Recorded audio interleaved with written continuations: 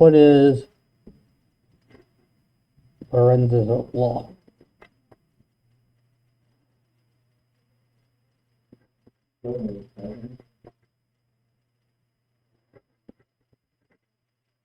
Yeah, we've gone over this.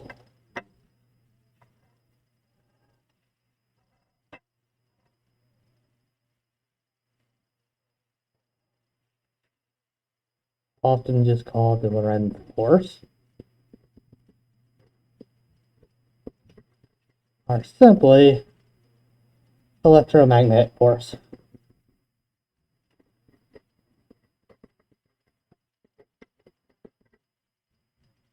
Basically, it's your F equals equation.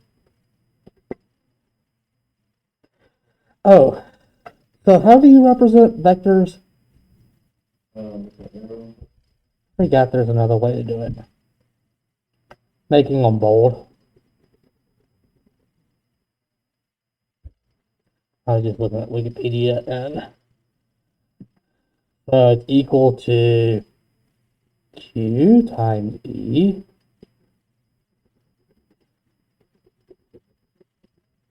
plus what?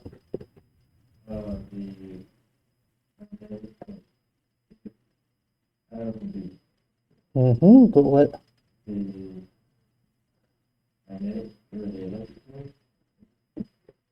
Q times velocity cross product with magnetic field.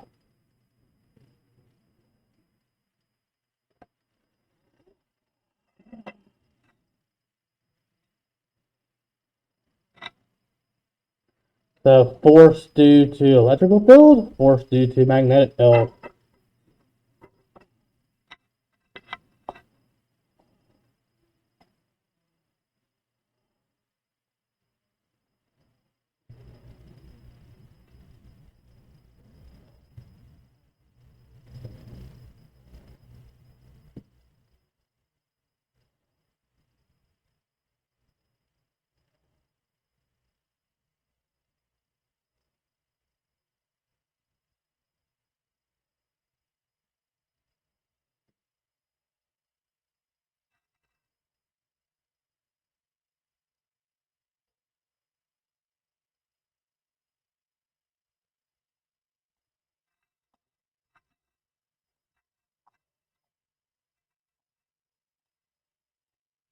Let's look at some other laws.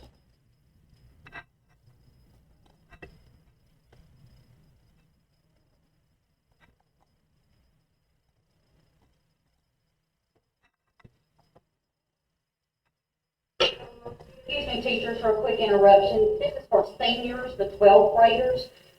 Seniors, check your Google Classroom. There's a form on there that you need to fill out for project graduation. It needs to be done by lunch today. Thank you. Let's look at Lenz's law.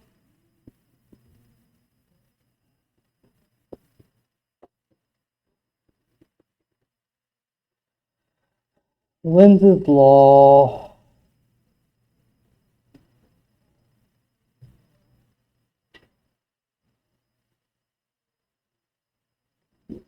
states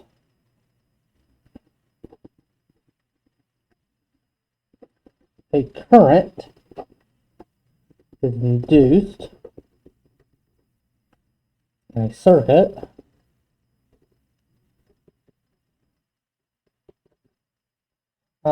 due to a change in a magnetic field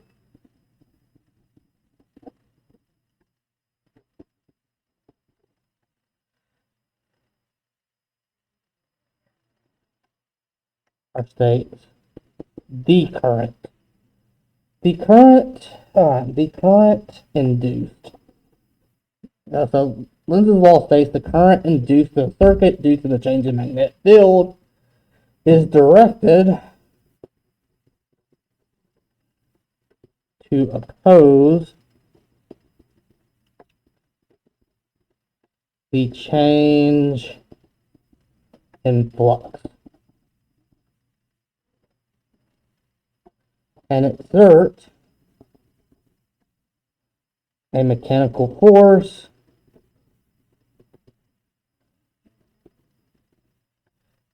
which opposes the motion.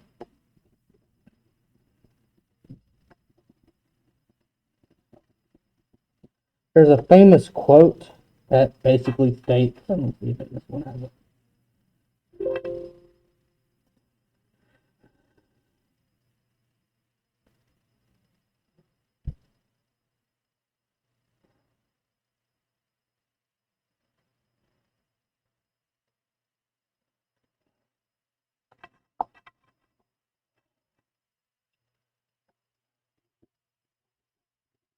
Nature abhors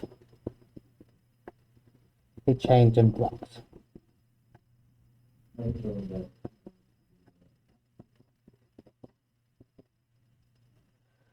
So we'll learn about this symbol a little later on. It's very complicated.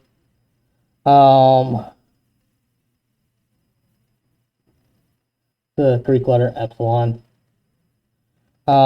This is electromotive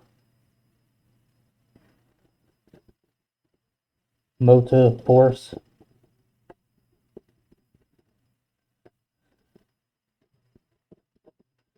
It is not the same, but the same thing as a voltage. Yes. That's why I said it's complicated. It's not the same, but the same thing as a voltage. There is a very, very subtle difference, and it's extremely hard to explain that difference. So, in one way, you can usually think of the electromagnetic force as the voltage.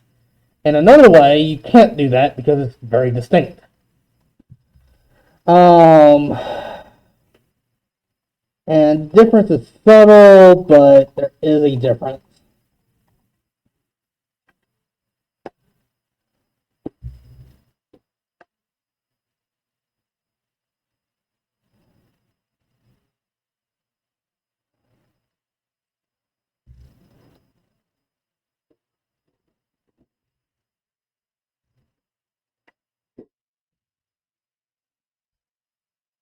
There's the actual true equation. This is the calculus thing. It's the del operator. It means partial derivative. You can basically approximate this as negative change in flux, magnetic flux, divided by change in time.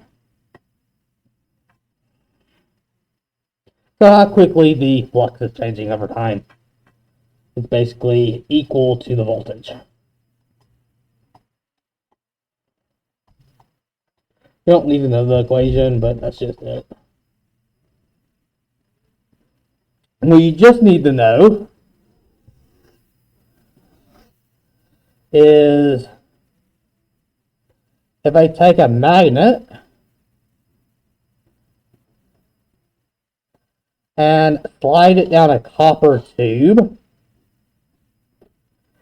it's not, if the gravitational, acceleration is g, 9.8 meters per second squared, then inside the walls of this copper pipe, copper doesn't conduct magnetism, isn't magnetic.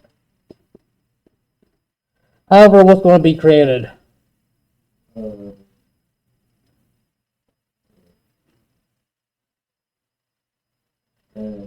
So where this magnet is moving, accelerating downward. So a current is going to be created in the magnetic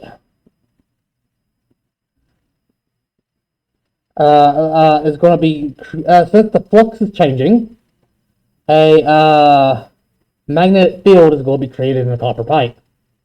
Current is going to be new. The electrons are going to start spinning in circles. And it's going to be created in such a way that we get a magnetic force. that will oppose this motion of travel. Still slow it down. Or in the example where we had a copper block,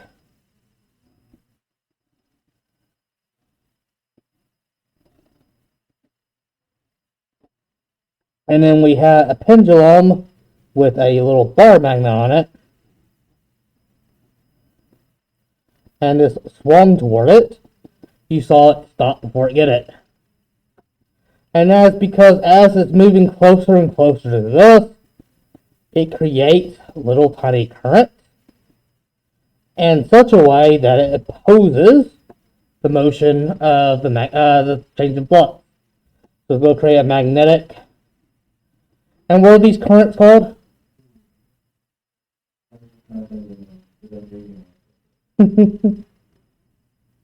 Eddy currents.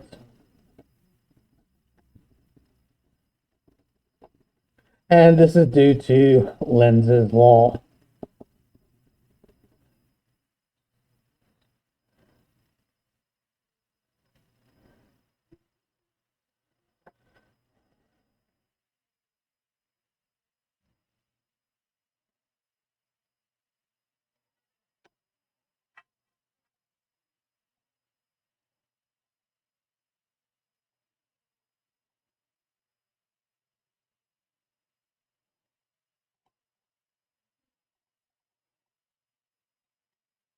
So if you had a stationary magnet,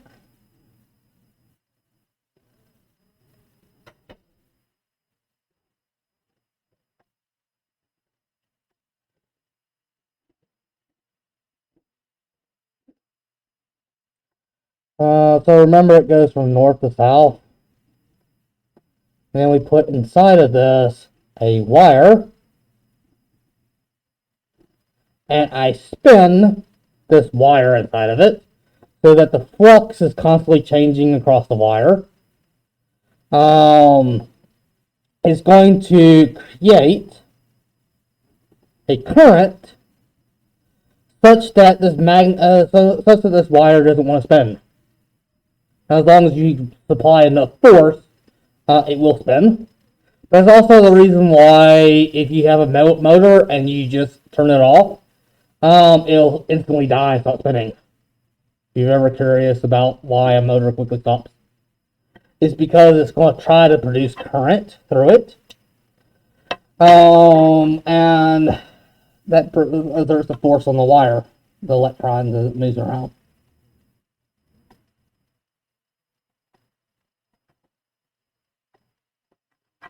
And this is all Lenz's law. Oh, this is a good example. Let's see if I can find it. Dropping.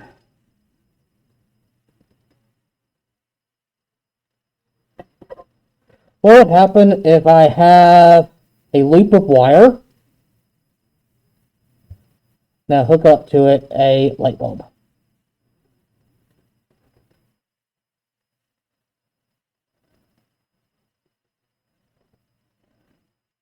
And then I dropped a magnet through this loop.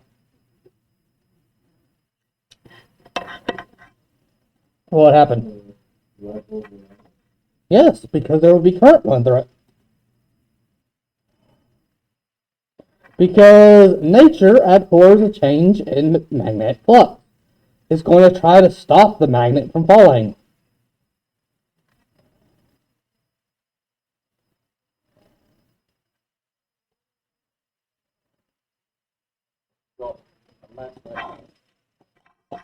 I haven't seen this one. I know it was a good video.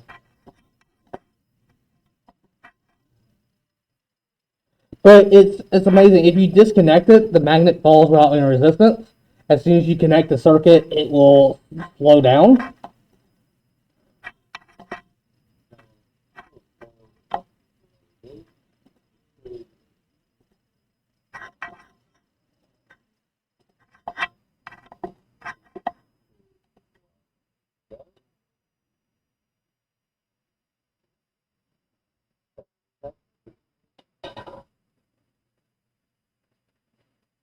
Got there, you thought.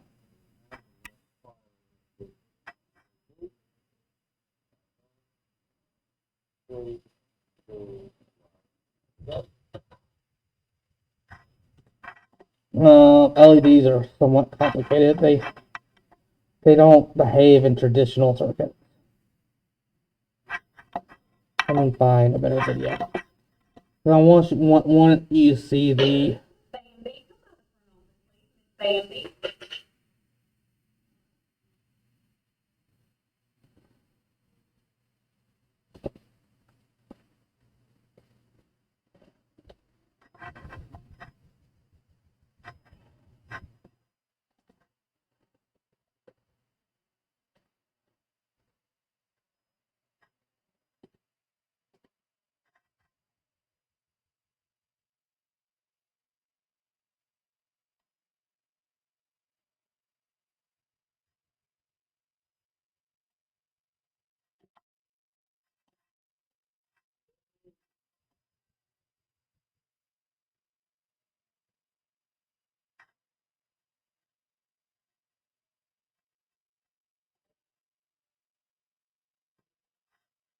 Yeah, this person made a really good one. So he has in several spots wire with LEDs attached. He's about to drop a magnet through this tube.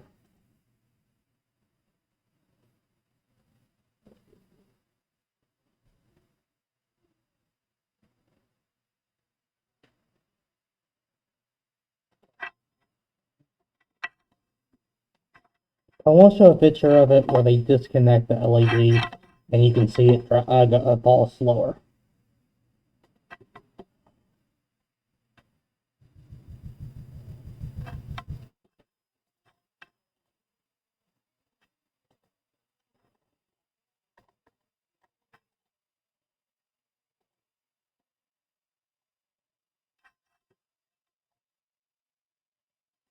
Oh.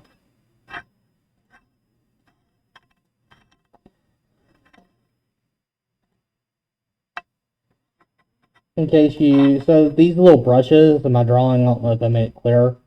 These little brushes, they're called brushes, because sometimes they actually are just metal copper wire. This thing right here, so there's a split between it, so that we have half right here, and there's air gaps. Sometimes they're like plastic gaps. But this thing is, so right here, it's not making any connection because it's at the gap. But let's see if I can pause it. So right here, when it's at the vertical, is when it has 0 volt. There's 0 voltage also because of that gap. If I can pause it on. Whenever it's parallel the most, it's making the most movement through it. But only remember, only this side and that side.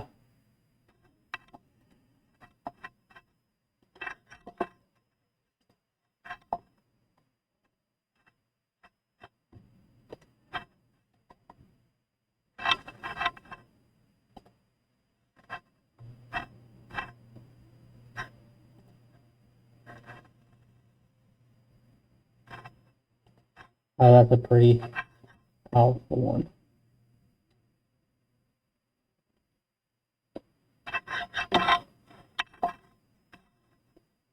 So a very powerful magnet and very thick copper tube. That magnet is super heavy, by the way, but yet barely floats down. Again, if you do any type of movement, it's going to create some sort of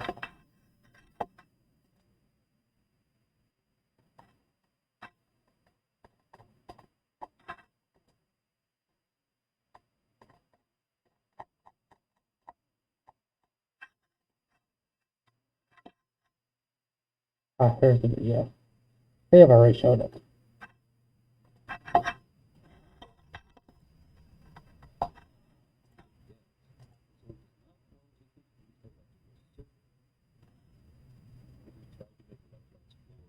So this is again is Lenz's law.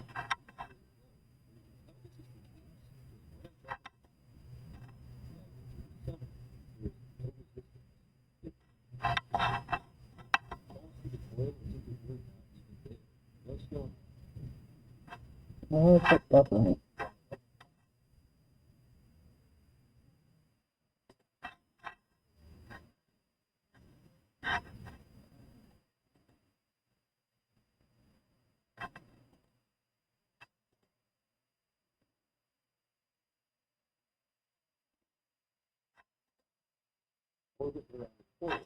And then if he closes it, you see it slow down briefly.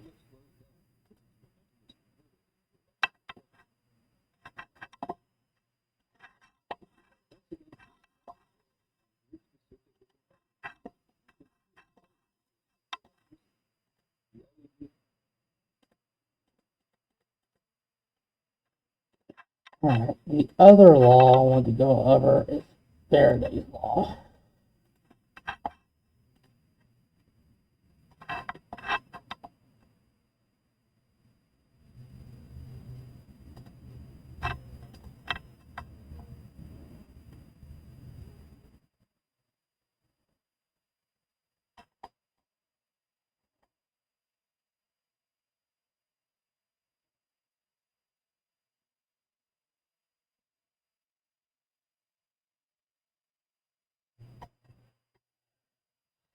Faraday's law is very, very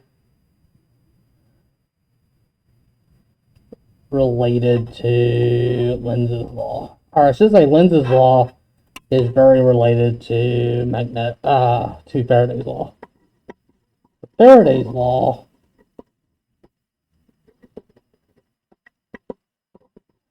the electromotive force around a closed path is equal to the time rate of change of the magnetic flux enclosed by the path.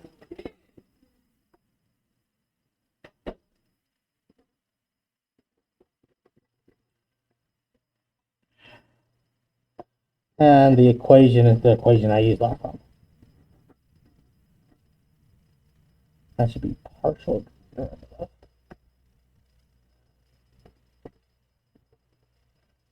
Oh no, this isn't a partial.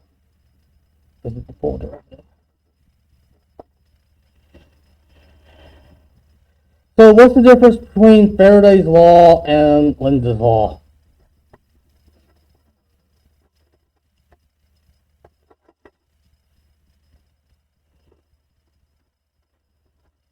Lenz's law gives Faraday's law direction.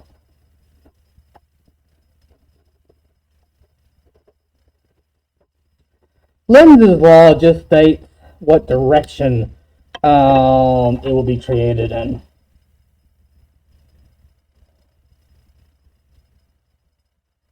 This is also known as the law of induction.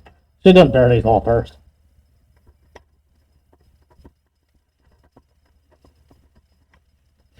So Lenz's law only tells you what direction it's going to be.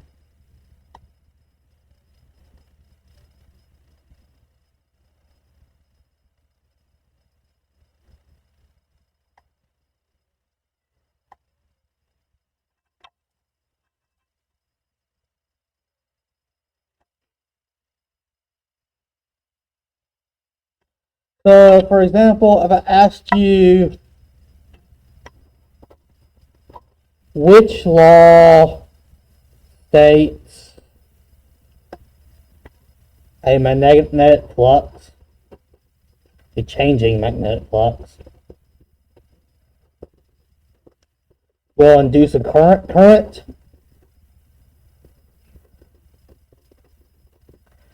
which law would this be referring to?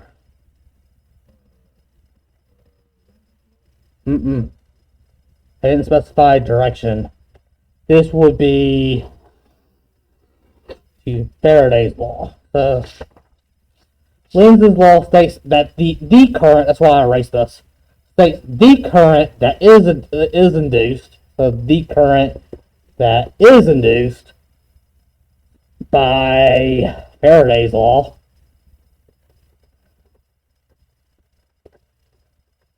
in a circuit due to the change in magnetic flux is directed to oppose the change in flux and exert a mechanical force. So Lenz's law just states that the direction is going to be created to exert a mechanical force to oppose the motion. Whereas Faraday's law explains that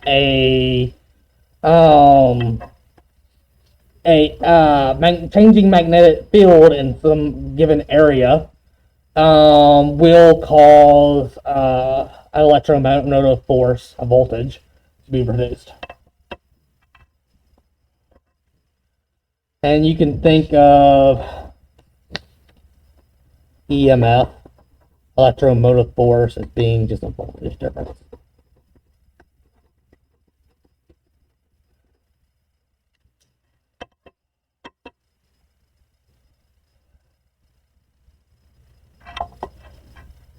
So Lenz's law tells you the direction, Faraday's tells you that current is produced. And I really would say that this is Faraday's law. Associate this equation with Faraday's law.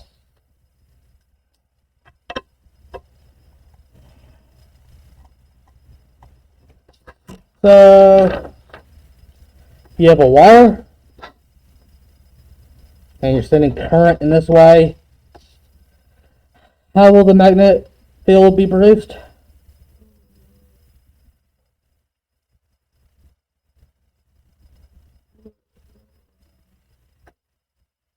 It will form a circle. But what direction will it be in? Clockwise or counterclockwise? So your thumb will go up, which means your hand would have to wrap around it like this. So your fingers will point in this direction as your thumb points upward. And there's infinite number of circles too. It's just weaker the farther away you get. What's the equation for that?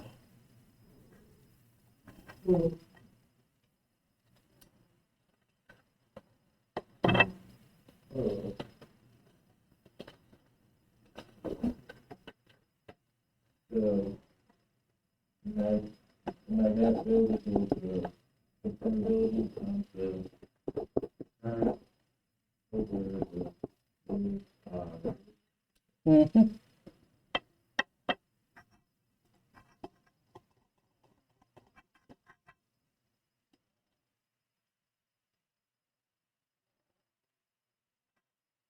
So on the test, I ask you to identify vectors versus scalars.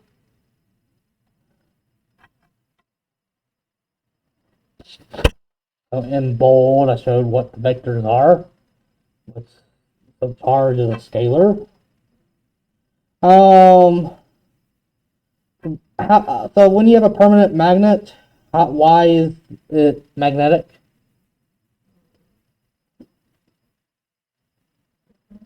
Yeah, why does it stay magnetic?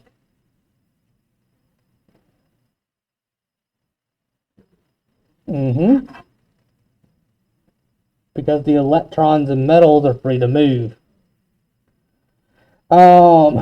And certain materials it's more easy to move, but not only that, the atoms are able to align themselves.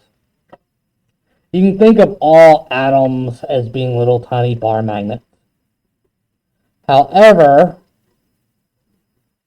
they all would cancel each other out if they're all placed randomly. Whereas things like iron, you can rotate the atoms and make the electrons go in certain ways so that it gives a permanent magnetic field.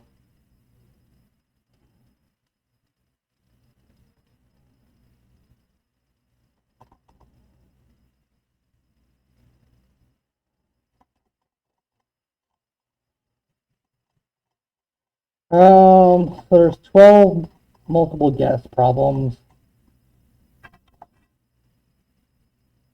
One problem asking you to figure out the magnetic field inside of a solenoid. So what's the equation for that?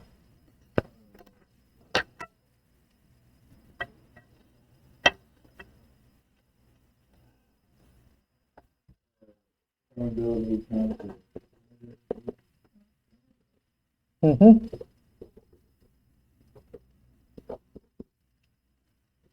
I hate the fact that it looks like an L on the paper, but that is not.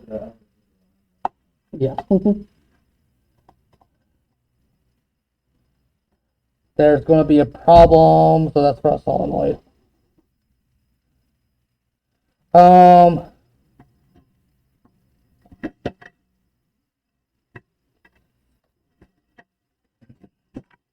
The solenoid. If I run current up through this left side, where would the magnetic field be pointed?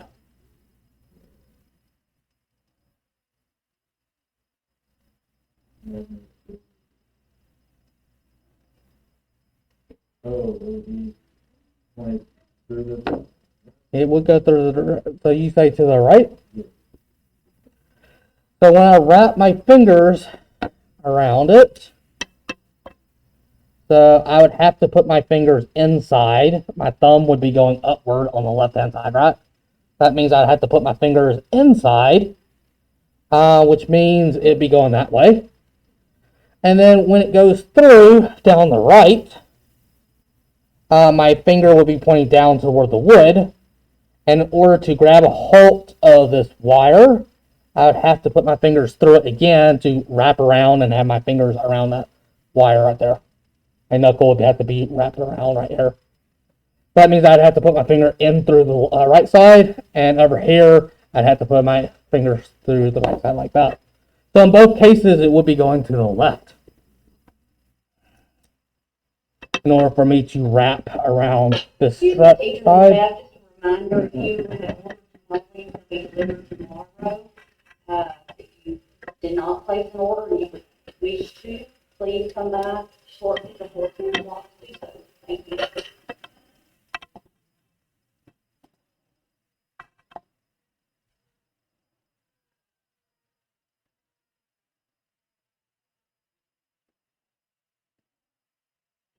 I also have 2 parallel wires.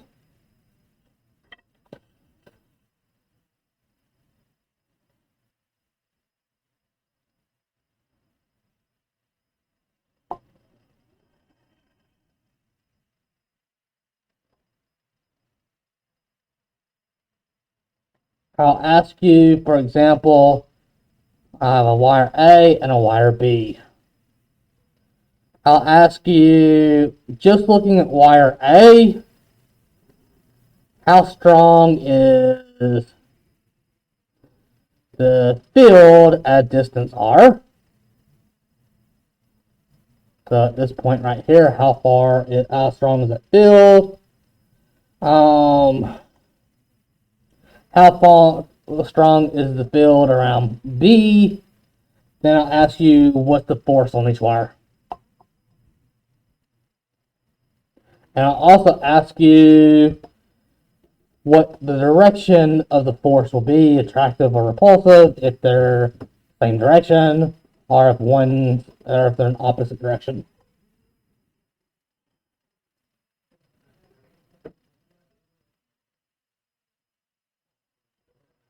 I will also ask you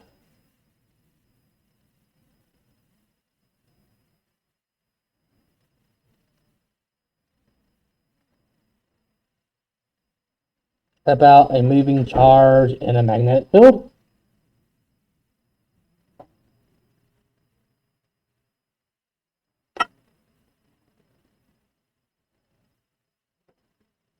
I'll ask you what direction it'll rotate.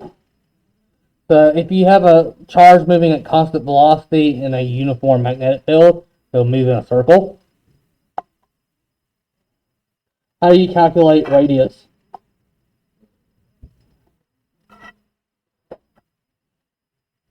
So in order to go in a circle, that force is equal to the centrifugal force. So what's the equation for centrifugal force? Mass times velocity squared over area. Tangential over radius.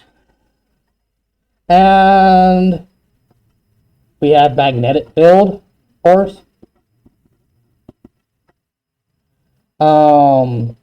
Which is equal to QE plus QB cross product with B. And if there's no electrical field, you can ignore that. But this force is the centrifugal force making it go in a circle. So whatever force makes it go in a circle will be equal to this.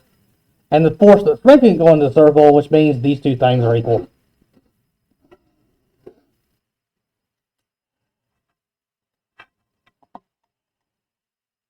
I also have a velocity selector problem. You have parallel plates. I'm trying to make you hit a hole in the wall. And remember this. I think what I'll do, you can have one notebook paper, handwritten of notes. But make sure you write down all the equations.